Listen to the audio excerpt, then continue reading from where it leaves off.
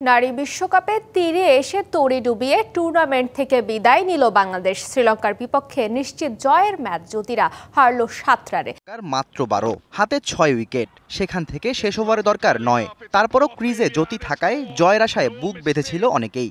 কিন্তু ৫০তম ওভারে ৪ উইকেট হারিয়ে নিশ্চিত জয়ের ম্যাচ ৭ রানে হেরে টুর্নামেন্ট থেকে বিদায় নেয় বাংলাদেশ।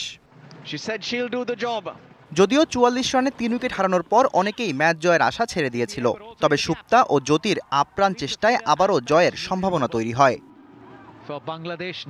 সুপ্তা ৬৪ রানে হ্যামস্ট্রিং ইনজুরিতে মাঠ ছাড়লেও জ্যোতি স্বর্ণাকে নিয়ে লড়াই করে গেছেন। খেলেছেন ৭৭ রানের ইনিংস। তবে ৪৯ ওভার ৩ বলে ওই জ্যোতির আউটের মধ্য দিয়েই ম্যাচ থেকে ছিটকে যায় বাংলাদেশ। এর আগে মুম্বাইয়ে মাস্ট উইন ম্যাচে লঙ্কানদের বিপক্ষে শুরুটা দারুণ ছিল টাইগার্সদের। মারুফার ইন সুইংয়ে এলবি হয়ে প্যাভিলিয়নে ফেরেন গুনারত্নে। এরপর প্রাথমিক ধাক্কা সামাল দেওয়ার কাজটা সারেন অধিনায়ক আতাপাত্তু এবং হাসিনি পেরেরা। দ্বিতীয় উইকেটে তাদের জুটি ৭২ রানের।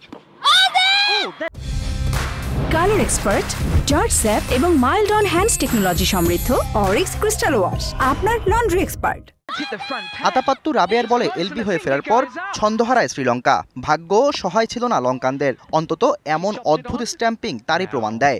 ১০০ রানে প্যাভিলিয়নে ৪ ব্যাটার।